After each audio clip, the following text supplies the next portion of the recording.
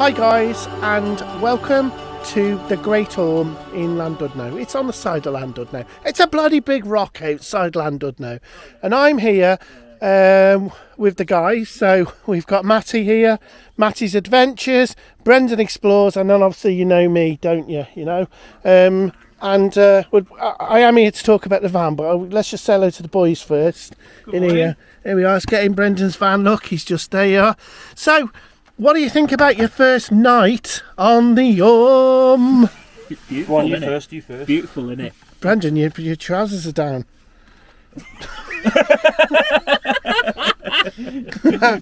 That's 10,000 subscribers straight away.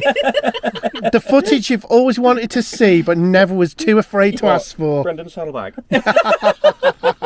Did you enjoy yourselves? Yeah, it was great, mate. Right. So Brendan, we haven't caught up for a while, have we? Now you've been, mate, obviously anybody who subscribes to Brendan's channel, and obviously I know most of his subscribers are on mine, well not all of them, and I am missing maybe 5,000 to 10,000 of them, who've probably not found their way to my channel. But anyway, right, Brendan, I noticed you got your battery, haven't you? You've had your battery installed now, got all sorted. Yeah. You're sitting on your sofa. You've got your sideboard in. I have. Yeah, kitchen's in. Yeah. A couple of tea bags are in the big mug. Yeah. So you've actually got it kitted out now. So how different is it now? Compared to the car? Yeah. Oh, it's night and day. Like before, doing something as simple as this, right? The whole car would have to be transformed. Yeah. So you'd have to put a worktop on the bed and then clamber into the seat that was in the car and then start thinking about getting stuff from underneath the bed. You basically have to do a whole flip of the car to make it even possible to do this. And now I get up, the diesel heater's on, it's nice and warm, it's toasty in the morning, we're on a beautiful location. I open the cupboard, there's everything I need. Honestly, right? Yeah. This little tiny space, to anybody who hasn't got a van who's watching this video, you might look at this. You might look at this thinking, this is a bit small and pokey and a bit cramped. But when you've come from a car, it's completely different. It's like luxury, mate. It's luxury. So, Matti, you've got you slept in your car tonight, haven't you? Yep. Last night. I have indeed. And how does it make you feel? So now Brendan's got one, because obviously before you two were even, weren't you? Excuse my bum. Yeah, you were even, weren't you? You both slept in your car, and it was that. So what does it feel like that Brendan's done? Does it inspire you? Yes, and it's green with envy. It's green with envy. Yeah. But I know one day I will get one. So, yeah. One day, very soon. And that's it, and that's all it's about. And it's inspiring Matti, inspiring everybody to think you can buy a van. So Brendan, I mean, what do you think then from buying this van? How do you think what do you think you've spent so far just to get yourself where you are now? I know you've had a bit of help here and there, but in what you've actually spent, I've had a lot of help. Yeah. I would say I'm very, very, very lucky and fortunate not only to have good friends, but to also have good, I suppose you call them brand partnerships. With people obviously donating stuff and giving me heavy discounts on things. Yeah. But I would say at my own pocket, this might make a few people sick because obviously I've got a lot of stuff donated. Van and everything that I've spent, maybe $2,000. Yeah, that's not bad at all, is it? Yeah. What did you buy the van for? 700 quid. 700, you can't argue with that. And you dropped lucky, didn't you, really? I did drop lucky. Because the van had some problems when I bought it. It was idling very rough. It had an EGR problem. And basically, it was one of those times where it was low enough to buy it, where I thought it's worth the risk. Yeah. If I can get this van home at least, the tyres were flat, I was struggling to get back on the M54, then I can at least have a go at trying to get this roadworthy. And actually, all it needed was a clean of the MAF sensor, a clean of the EGR valve, a full service, cam belt kit. Just basically give the van the care it deserved. And now it runs because the thing is with some things like that, like vans and stuff, they've been ragged at their life before, where delivery vans and stuff like that, where they're not necessarily have been looked after. Absolutely. You know how much trouble I had with my van. Oh God. Yeah. So what I want to talk to you about now is tech, right? How important do you think? How do you think tech has moved on the van camping life? Well, I'm quite new to this. Yeah. So I don't think I'm the authority to give that info, but I would say... But what, say for instance, with what you've got, your bits and pieces that you've got. So let's have a little look over. So for example, right? You got the kettle. Yeah. Yeah. That's a total game changer. Yeah. Flicking a button, waiting for 4 minutes. Yeah. And having instant hot water. So that's you said that's a 700... 600 watt. 600 watt kettle. Yeah. So that's it. You don't have to have, eliminating gas really in a way for that. No. I mean, I haven't got the stove out yet on this trip. Might do later. Yeah. But I haven't got it out yet. I've got a toaster underneath here that's 700 watt. Yeah. I've got an egg cooker that's 350 watt. So yeah, I've got everything that I need to be able to make a quick meal, and it's like I say, doing what I used to do in the car with the old gas stove, having to get out of the vehicle, go to the back, put the little kitchen unit up at the back. Don't get me wrong, we had some great times and memories to last a lifetime. But when it's -2 outside and you've got to get out, you've got to stand outside just to cook a piece of bacon. Yeah. It's, thinking about it like this, it's like, Jesus, how did I ever survive in the car? Yeah. But I did. But you've also built this. This also, like mine, opens up not just you in the car now. You're taking your family away. Oh God, yeah. Absolutely. And that was the main. And you can go anywhere you wanted. Oh God, yeah. I mean, at the moment, that double seat is completely occupied by a massive cool box. Yeah, well, I'll just show you that. Ice maker. Yeah, so this is Brendan's. You might laugh now, but I mean, literally, look at it. It's like the size of a small. I'm not even going to say what I was about to say. I need to cut that. Yeah, but it is huge, isn't it? It's massive. But it is. Actually, it is January. January, and you want ice, don't you? Yeah. But that really highlights how lucky I've been. But also the evolution of smart tech for going away in a van. Yeah. Actually, doing away. You could probably eventually do away with. You could have the whole system working on a portable. You just plug it in, lights, everything. Well, I think that's the way it's going. As battery technology changes. I mean, you, for example, you've already got a plan, haven't you? That when you obviously get your van sorted, Matty's got this power unit that literally is going to be drop and play. Drop it in the van. You've got 4 outlets. You've got game USB, changer, isn't you've it? got 12 volt. Everything. It's all within one unit. And having little units like this as well to power all the kettle and stuff. I think that might be the way that people go, because a lot of people don't have a lot of knowledge about electrics, including myself. So with some of the tech that you've got, like this, your big ice maker, fridge, and your power bank, your big power bank over there, do you think, in terms of what they cost, is worth? I know you're partnering with some of them. I'll always be honest though. So ask away. Yeah. So do you think they are worth the money? Because obviously that's a big outlay for some people. Yeah. Some things are over £1,000. Yeah. And do you think that it's worth the money? Is the quality there of the builds, etc.? Without a doubt. Yeah. And that's not just because I'm partnered with them. That's not just because I'm. You could say my opinion's been brought. Yeah. Right? Before I actually got given a freebie, right? Yeah. I was very, very close to dropping £1,000 on one. Yeah. Because of obviously the car adventures and having to do all the struggles that I had to go through, it would have solved all my problems.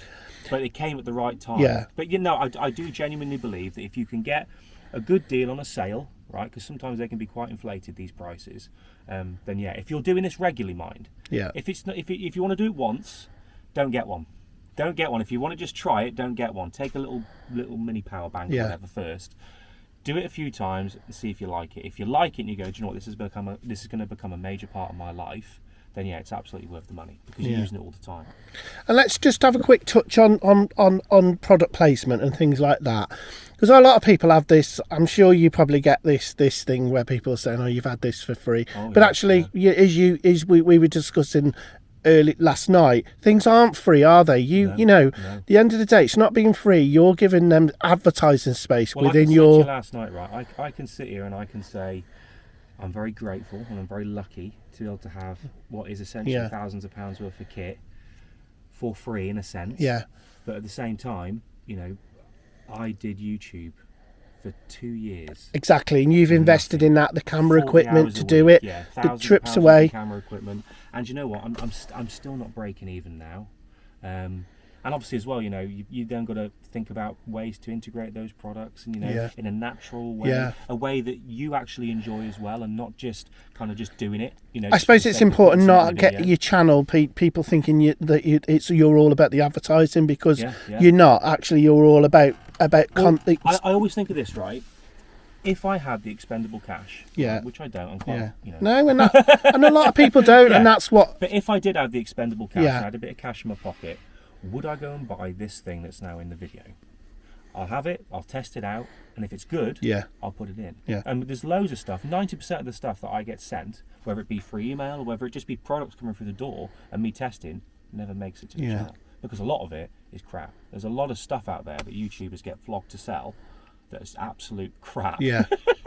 I've been asked to flog denim jeans, China's finest denim jeans, ladies' perfume, cryptocurrency. That's a big one. There's a lot of money in cryptocurrency. So do you think in stuff that you would promote, you keep it on topic? Fan-related stuff. Well, also as well, like, I think if it's like a genuine...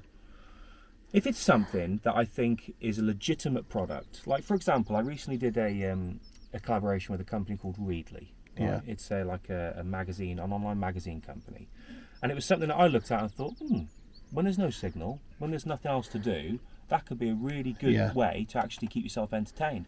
And there might be other people out there who also feel the same. And you've got to do your prior research into these people as well. There's a lot of scams out there. A lot of people that have been scammed for people like saying different things on YouTube. So it takes a lot of effort, a lot of time, just to kind of go through exactly what's being sent. Okay, is it legitimate, and you know, is it going to be something that's going to come back on me, etc.? Are they going to go bust? Are they going to start taking people's money? So so there's a lot. It's a lot more involved than just obviously putting a product in a video. So what's the next step for your van then? What's the next step? Where are you going now? So you got further work to do? Yeah. Well, we have, haven't we? Well, I'm not. You know we have. I'm acting like I know, but I might put this out in a week, you see, and then we might have already done it. So the plans that me and Steve have got to finish this build off. So where the back end of the bed is there, where you can see the battery exposed, that needs to be covered up. So we're going to be basically making a little enclosure that goes on the end of the bed, and then we're going to make a little hatch at the top that you can lift off easily enough and get access to the battery compartment. The problem that I've had recently on camps is that when my feet hang over a little bit on the bed, they're very, very close to a 12-volt wire, and I don't want to be zapped in the middle of the night. So that needs to be closed off. And at the top end of the bed here, we need to figure out a way of getting like either a fold-out system or a slide-out system that will then go towards the double bed as well. But to be honest, once that's done, as far as like finishing touches are concerned, we'll add a few more entertainment things in here. But it's more or less the big stuff is done. And so, what a great place to be when the big stuff. So here you're getting a projector as well. Yeah. Oh, you take somebody home from home. So, you know, in a nutshell, what does van life mean to you? What does it? Do you think it's good for your mental health as well? Yeah, absolutely. Yesterday, I don't know if you like suffer with this as well. If anyone's watching who's got a car, van, or tenting or whatever it might be, I don't know if you feel the same as well. But for me, I always get like a bit of pre-camp anxiety. Don't know why. Yeah. Don't know why I do. But before I'm about to go on a camp, I start to doubt myself and like think, should I do it? Oh, is this a good idea? But you know what it is? Half hour of being out of the house, the van's packed, I'm ready to go. I feel like £1,000,000 quid. Yeah. It's like an initial sort of separation anxiety. Yeah, maybe. And especially with you having a family as well, a young family. That's hard. I mean, Matt is free and single, by the way. And here's another point, actually. A couple of people have mentioned recently, how does your wife feel about you going out all the time? Yeah. Well, the perception on YouTube is that I'm out every night. I'm going out, I'm doing this, there's photos galore all the time, there's little short videos going out. I might get out for a night once a week, maybe once every week and a half. Yeah. And hopefully I can get to a point, I'm hoping soon at least anyway, that this can become a full-time thing where I can spend minimal time away from my family, because I know for a fact that at the moment a 9 to 5 is keeping me away from my family. Whereas if I can spend a night away, maybe spend a day or two a week editing, then that's a lot more family time to come my way. And that's it. I mean, I think Steve Radford's a great example of that. He's got his own little bit. He's got his own little business, isn't he? Mm-hmm. Pops his head in every now and again, and wouldn't that be the life? I kind of admire that, and I think, but we're all heading for that. We're all heading for that work-life balance. It's really important, isn't it? Yeah. To be able to do this. Touched on before, this van now is now family ready. Yeah. The child seat goes in. The cool box will come in here while obviously we're sat in the front going to a location, a camping location for a weekend or whatever. We've got an awning as well, so when the summer comes and the colder months come, we can go out and enjoy some more beautiful locations with the family. So there's definitely some family camps coming, which quite frankly I can't wait for. So I think you as a person who has almost evolved into this from what you were doing, your initial, like Matti's set up. He's more than content with that. Yeah. And you were content with that. But I think a quirk of it, a series of events led you to thinking, well, do you know what? Because I know you were absolutely distraught. I can still remember your face when we left the camp at Alderford. And it all sort of went from there. But all happens for a reason, doesn't it? It does, yeah. And I mean, looking back, it still is a bit sore looking back at that. It was a tough time, because you think you've built all this up and you think, oh wait, what do I do now? How do I progress? And obviously a lot of people have joined the journey, and this came out of the blue from an old friend called Dave, who I'd met through filming many years ago. Who said, look mate, I'm not having much luck with this van. He wasn't very mechanically minded, similar to myself really, before I started YouTube and stuff at least. He said, do you want it? Do you want to make me an offer on it? It's going to go to the scrap heap. Do you want it? And I said, well, I'll come and look at it, because I was in a really desperate situation. Yeah. And when it started and it ran, although it was running rough, I thought, right, even if I only get 4 or 5 camps out of this van, so at least it's a way forward. So this is a minibus in effect, wasn't it, originally? Yeah. No, and it is. What's this on? Did you say 56 or 7? Was it? It's a 55. 55. Yeah, 5506.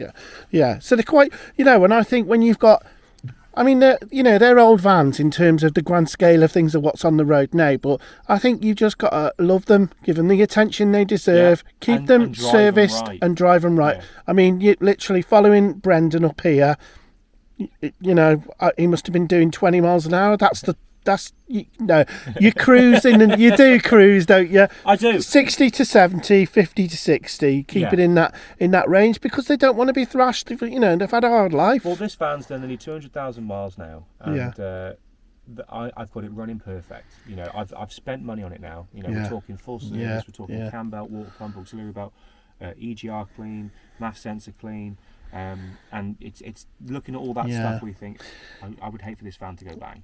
And this is the thing you want, and this is what I suffered with initially, is reliability. You want to know if you're driving somewhere that it isn't going to break down. Yeah, absolutely. And this is actually, since I've done my van, this is the furthest I've driven in this van since it got repaired. Oh, right. So kept that one quiet, didn't I? It's good, bit of anxiety there. Yeah, but I've worked hard. Actually, this journey, right, that we've done over the last couple of days, and what we're going to be continuing doing today, it's, as I've been driving the van through these roads, it's me thinking, it's a good van. Do you know what? Isn't it amazing? And it's just a lovely feeling when you're in convoy as well, isn't it? You're in convoy. Is that yours? That's you. Yeah, it's me and Verta saying it's overloaded. I was going to do. Nice to speak to you, Brendan. And you, mate. Thanks for coming.